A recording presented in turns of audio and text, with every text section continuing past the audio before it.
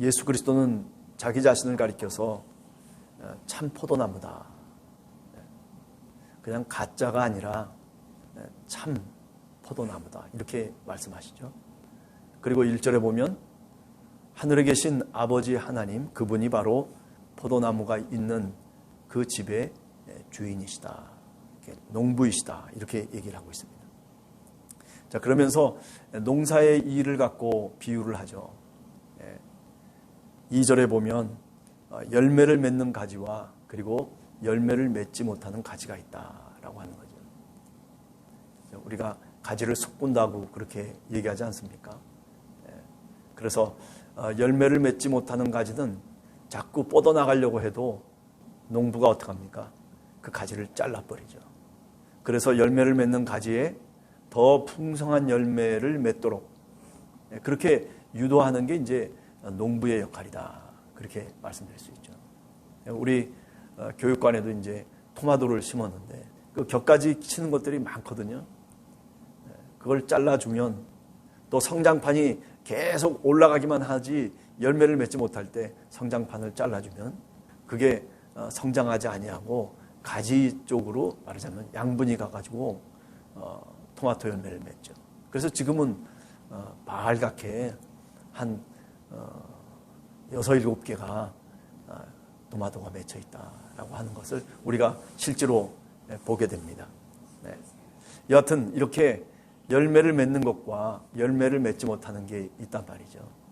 똑같은 포도나무에 붙어 있음에도 불구하고 그렇게 다른 결과물들을 가져오는 그 이유는 뭘까 생각할 때 오늘 성경 말씀을 보면 주님의 말씀 안에 거하느냐 아니냐에 달려있다라고 이야기를 하고 있습니다.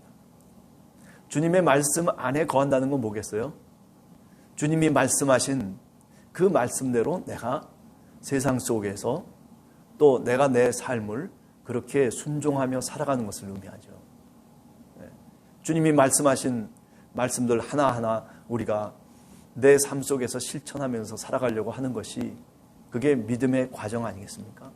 주님이 말씀하신 그 말씀대로 살아가려고 하는 그런 간절한 기도와 마음을 갖고 우리가 신앙의 삶을 살게 되면 그러면 분명히 오늘 얘기하는 것처럼 열매를 많이 맺는다. 그래야 누가 된다고 그랬습니까? 8절에 보면 열매를 많이 맺으면 내 아버지께서 영광을 받으실 것이고 그리고 너희는 내 제자가 되리라. 그렇게 말하고 있습니다.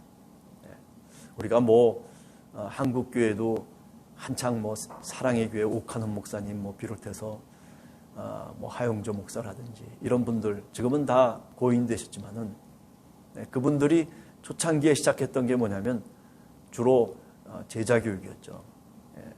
주님의 제자로서 어떻게 세상 속에서 아니 어떤 신앙의 모범을 갖고 살아가야 될 것인지를 늘 강조하고 가르쳤죠. 그러나 제자로서의 삶을 우리 한국교회가 살았는가 생각을 해보면 겉은 화려해지고 그리고 양쪽으로 많은 성도들이 생기기도 했지만 그분들이 교회를 채우고 교회 속에서 여러 가지 활동을 하고 있지만은 그러나 세상의 빛과 소금의 역할을 감당하는 데 있어서 오늘 우리가 뒤돌아보면 너무 부족했다라고 하는 거죠. 또 뿐만 아니라 우리 교회가 이 세상 속에서 어떤 역할을 해야 되느냐라고 하는 공공성의 문제. 그저 우리 교회만 크면 되고 누구보다도 나 하나 신앙으로 똑바로 세우면 된다라고 하는 그런 개인주의적인 신앙관이 아니라 공공성을 갖는 그래서 보다 더 하나님의 나라를 생각하는 교회가 아닌 하나님의 나라를 생각하면서 신앙생활하고 하나님의 나라를 생각하면서 교회가 세워져 가야 되는 거죠. 이런 공공성이 부족했다라고 하는. 그래서 요새는 하나님 나라의 신학이라든지 아니면 공공신학이란 이런 얘기들을 많이 하고 있습니다만은 그러나 제가 보기에는 때가 늦었다 이렇게 생각하죠. 사실은 이미 처음 시작할 때 1세대, 2세대, 3세대가 넘어가면서 세상의 등불로 비춰질 수 있어야 되는데 그런데 그렇지 못했기 때문에 오늘 한국교회가 이렇게 유약한 모습을 지니고 있다. 뭐 쓸데없는 사람들, 그냥 목사답지 않은 목사들이 얼마나 많이 있습니까? 교회답지 않은 교회가 얼마나 많이 있습니까? 뭐 다 교회라고 얘기할 수도 있겠지만은, 그러나 그 짐을 우리가 지고 가야 되는 거예요. 그죠? 내가 아무리 하늘을 향해서 침을 뱉어봐야 그 침이 뭐 어디로 떨어집니까? 결국 나 자신에게 떨어지는 거 아니겠어요? 한국 교회가 정말 이제라도 정신을 차리고 이 공공성의 문제, 하나님 나라의 도구로서 교회가 존재한다라고 하는 그런 측면을 우리가 보다 더 깊이 있게 신앙의 삶 속에서 만들어내고 걸어갈 수 있는 그런 생각을 품고 신앙생활할 수 있는 그런 여러분과 우리 모두가 되기를 간절히 원합니다. 자, 그 다음에 두 번째 우리가 생각할 수 있는 것은 3절에 나오는 말씀입니다. 너희가 내가 일러준 말로 이미 깨끗하여졌다. 네. 뭐 우리가 의인이 됐다라고 하는 그런 의미도 있을 수 있겠지만은, 그러나 주님의 말씀, 일러준 그 말씀 하나라도 내가 가슴 속에 품고 그리고 내 삶 속에 살아가면 그것이 바로 거룩으로 가는 여정이죠. 내가 거룩한 백성이 되었습니다. 물론 맞는 얘기죠. Already, 그죠? 이미 거룩한 백성이 됐어요. 그러나 not yet, 아직은 아니에요. 아직은 하나님 품에 갔을 때 그 거룩성이 다시 온전하게 되겠죠. 예수 그리스도도 이 땅에 오셔서 어땠습니까? 왜 육신을 입고 이 땅에서 살아가셨습니까? 우리들에게 그 육신을 통해서 하나님이 보여주시고자 원하는 게 있었단 말이죠. 그게 뭐겠습니까? 그게 우리 육신의 연약함이죠. 온전치 못한 우리들의 어떤 삶을 얘기하려고 하는 거죠. 하나님이 우리를 부르시는 그 순간까지 우리는 이 거룩한 여정의 길을 계속해서 주님의 말씀을 붙잡고 주님의 말씀을 따르면서 살아가야 될 책임과 의무가 우리 모두에게 있다라고 하는 거죠. 교회는 주님의 말씀을 떠나서는 아무것도 아닌 겁니다. 우리 교회가 얼마나 좋은 교회입니까? 우리 교회가 얼마나 참 대단한 교회입니까? 라고 하는 것은 주님의 말씀에 따르고 있느냐 없느냐의 판단 속에서 그렇게 말할 수 있는 가능성이 생기는 거죠. 그러나 생각해 보면 우리가 살아가는 세상 속에 우리의 교회가 존재하고 있음에도 불구하고 교회가 하나님의 말씀대로 과연 오늘 또 세상을 향해서 빛과 소금의 역할을 감당하고 있느냐라고 하는 측면을 생각해 보면 겉으로 드러나는 교회를 통해서 많은 사람들은 그렇게 생각을 안 한단 말이죠. 뭐 교회 다니면 정말 믿을 만한 사람이다. 교회 다니면 정말 성실한 사람이다. 교회 다니면 신뢰가 가는 그런 크리스찬들이 돼야 되는데, 그런데 이게 어쩌면은 그 반대의 현상들이 일어나고 있단 말이죠. 왜 그렇습니까? 그것은 오늘 우리 교회가 주님이 일러주신 이 말로 아직도 거룩한 여정의 길을 가지 못하고 있기 때문에 그렇습니다. 거룩을 향해서 뚜벅뚜벅 우리의 교회가 시대 속에서 또는 시간이 지나고 세월이 지나도 변함없이 그 길을 가야 되는데, 그런데 우리가 그렇지 못하다는 거죠. 우리 성도들이 그렇지 못하고 우리 교회가 그렇지 못하니 우리 사회는 말할 필요가 없는 거죠. 도덕적으로 무너져 버리고 그리스도인들의 그 삶이 세상을 변화시키면서 그러면서 세상 속에 역동적인 신앙인으로 살아가야 되는데, 그런데 세상에 파묻혀서 살아가는 신앙인이 되고 말았단 말이죠. 교회라고 하는 것도 마찬가지예요. 교회도 세상을 이끌어갈 수 있는 등대로서의 역할을 해야 되는데, 그런데 세상의 빛에 파묻혀가지고 세상의 도시에 네온 쌓인 그 빛에 빛을 잃어버리고만 우리 교회의 종탑을 우리는 너무나 잘 알고 있습니다. 이러한 모든 것들이 사실 생각해 보면 주님이 일러준 그 말씀으로 우리가 살지 못하기 때문에 그런 결과를 얻게 됐다라고 말씀드릴 수 있는 거죠. 그러므로 뭐라고 얘기합니까?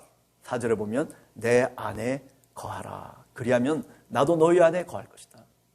내 안에 거한다라고 하는 것, 그리고 주님이 또 우리 안에 거할 것이다라고 하는 이런 관계적인 용어. 근데 어떤 관계를 통해서 우리가 주님 안에 거할 수 있고 주님이 내 안에 거할 수 있느냐면은 우리가 9절 10절을 읽어보면 그 답을 찾을 수가 있죠. 그 답은 뭡니까? 바로 하나님의 사랑입니다. 사랑을 통해서, 사랑의 관계를 통해서 우리가 부모와 자식 간의 사랑의 관계도 마찬가지 아닙니까? 그렇기 때문에 부모가 희생하고 부모가 자기 전심을 다하는 거죠. 누구를 위해서? 자녀를 위해서. 어줍지 않은 자녀인데도 불구하고 내 마음과 내 뜻대로 생각하면 정말 별 볼 일 없는 자녀임에도 불구하고 부모는 그렇게 생각질 않아요. 가능성을 갖고 있는 내 자녀인 것처럼 그렇게 여기면서 자신을 헌신하고 있지 않습니까? 이게 부모와 자식 간의 관계도 사실 사랑하기 때문에 이루어나는 여러 가지 일들을 우리는 설명할 수 있죠. 만약에 우리가 정말 하나님을 사랑한다면, 우리가 정말 나를 위해서 십자가에 달려 죽으신 예수 그리스도, 내 죄를 속해 주신 그분을 내가 깊이 사랑한다면, 아니 그 말씀 안에, 그 일러준 말씀 안에 내가 거하며 열심을 다해서 신앙생활을 하고 그리고 그 포도나무 가지에 붙어 있고자 원한다면, 그렇다면 주님께서 함께 하시겠다는 것입니다. 성령을 통해서, 그죠? 보혜사 성령, 파라클레토스라고 하는 그 보혜사 성령, 가르치시기도 하시고 생각나게도 하시고 그렇게 우리들에게 여러 가지 힘과 용기를 주시고 격려하는 그 위로의 하나님, 그 성령께서 우리들과 함께 하셔서, 그래서 우리가 주님이 일러주신 그 말씀 안에 거할 수 있도록, 사랑 안에 거할 수 있도록 그렇게 우리를 이끌어 가실 것이라는 분명한 약속을 오늘 말씀이 하고 있는 겁니다. 그러므로 우리가 주님 안에, 주님의 말씀을 생각하며 주님 말씀 안에 거함, 그렇게 살아감으로 인해서 우리에게 신앙의 열매를 우리는 얻을 수가 있는 겁니다. 사도 바울이 갈라디아서의 5장에 그런 말씀하지 않습니까? 성령의 9가지 열매를 얘기하죠. 9가지 열매. 사랑, 희락, 화평, 이렇게 등등 많은 열매들을 얘기하지만은, 그러나 오늘 요한복음 15장 9절 10절에 보면 사랑이라고 하는 것으로 종교를 짓고 있습니다. 사랑. 여러분 그렇습니다. 주님을 사랑해야 되고 그리고 내 옆에 있는 이웃에게 사랑으로 다가갈 수 있어야만이, 그래야 신앙인입니다. 교회가 세상을 향해서 사랑으로 다가갈 수 있어야 돼요. 뽐내고 우리 교회는 이러니까 일로 와봐. 야, 이 죄인들아 다 일로 와봐. 이런 얘기가 아니라 사랑으로 다가가는 거죠. 어머니와 아버지가 자신의 자녀에게 사랑으로 다가가듯이, 그렇게 우리 성도들은 그런 주님의 말씀을 세상 속에 그렇게 사랑으로 실천해 나갈 수 있는 그런 성령의 충만한 능력이 우리에게 필요한 것이다 라고 하는 겁니다. 오늘 하루를 저희들이 살아갈 때에도 그렇습니다. 우리가 누구 안에 있는지 분명히 알아야 됩니다. 세상 속에 살지만은 그러나 우리는 그리스도 안에 있는 사람들입니다. 포도나무의 비유로 얘기하면 우리가 그 참 포도나무에 붙어있는 가지들입니다. 따라서 우리가 주님이 일러주신 그 말씀을 양식으로 삼아야 돼요. 사람이 떡으로만 살 것이 아니요 하나님의 말씀으로 살 것이다 라고 그렇게 말하고 있는 그 말의 내용이 뭐겠습니까? 우리의 영혼의 양식, 우리의 심령의 양식은 우리가 먹는 육체적인 물리적인 양식을 의미하는 것이 아니라 주님이 일러주신 이 말씀이 우리의 양식인 겁니다. 누가 그런 비유를 하더라고요. 세상에 살아가면서 시간이 있을 때 정말 하나님의 말씀으로 내가 충만하게 성장해야만이 나중에 하나님 나라 들어가서 그래서 건강한 사람으로 다시 회복될 수 있다라고 얘기하더라고요.